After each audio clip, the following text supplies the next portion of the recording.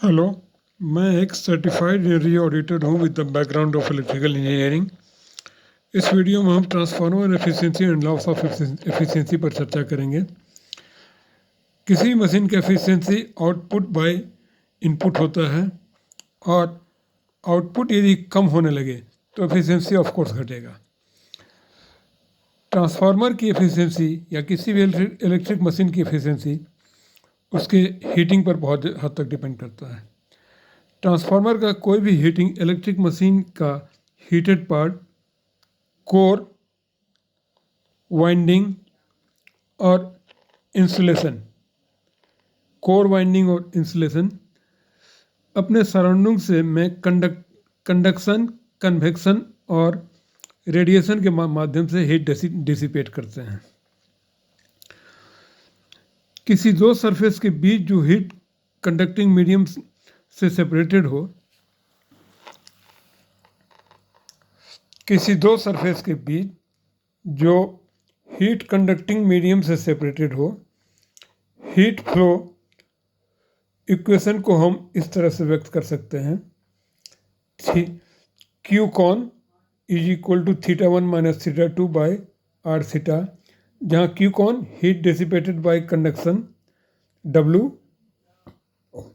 यानी कि वाट में, θ1 and θ2 equal to temperatures of boundary surfaces degree centigrade. जैसे ये दो सरफेस है ना, ये एक सरफेस अब ये येलो पोर्शन हुआ, दूसरा सरफेस वाइट पोर्शन हुआ, तो दो सरफेस के बीच में टेम्परेचर डिफरेंस यदि हो तो θ1 θ2 टेम्परेचर ऑफ बाउंड्री सरफेसेस, दो बाउंड्री के बीच का जो सरफेस है उसका मान लिया टेम्परेचर डिफरेंस θ1 θ2 है, और R theta is thermal resistance of conducting medium in thermal ohm और डिग्री सेंटीग्रेड पर वाट। थर्मल रेसिस्टिविटी का यूनिट होता है डिग्री सेंटीग्रेड पर वाट पर मीटर। डिफरेंट मटेरियल्स के थर्मल रेसिस्टिविटी पर यदि बात करें तो स्टील एयर का 20, कॉटन क्लॉथ का 14, कंप्रेस्ड पेपर का 8, ट्रांसफार्मर ऑयल का 6.25, वार्निश क्लॉथ का 0.6, माइका का 3, sheet steel aluminium sheet steel का एलोंग लेमिनेशन, मतलब ये लेमिनेशन के ये एलोंग में इस तरफ एलोंग लेमिनेशन, ये सीट स्टील एलोंग लेमिनेशन 0.02 और sheet steel across lamination 0.05, brass का 0.01, एल्युमिनियम का 0.005 और कॉपर का 0.0026।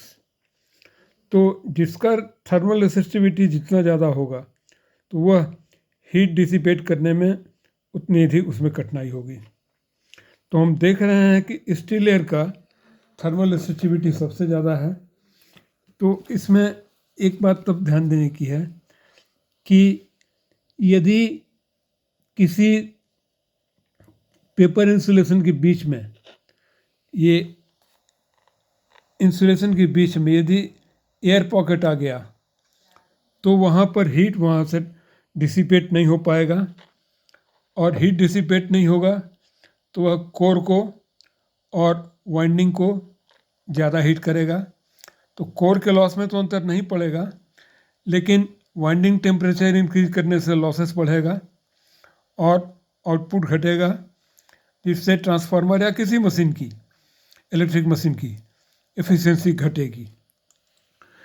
तो इस तरह एयर का रेसिस्टिविटी ज़्यादा होने के कारण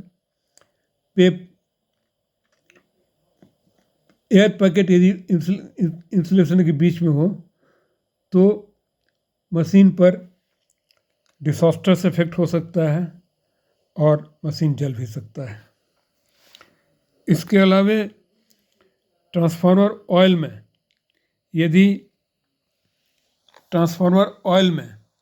यदि हम बबल्स क्रिएट हो तो वो एयर बबल होते हैं, वहाँ भी दो तरह के खतरे हैं, या कहीं भी एयर गैप यदि हो तो दो तरह के खतरे हैं। एक पार्शियल डिस्चार्ज का खतरा, दूसरा ओवरहीटिंग का खतरा। इसलिए एयर पैकेट से बचने के लिए इस इंसुलेशन को स्ट्रांगली कंप्रेस करना चाहिए और ट्रांसफार्मर ऑयल में एयर बबल्स नहीं रहना चाहिए, अन्यथा ट्रांसफार्मर की एफिशिएंसी कम होगी। इस वीडियो में इतना ही। Thank you very much.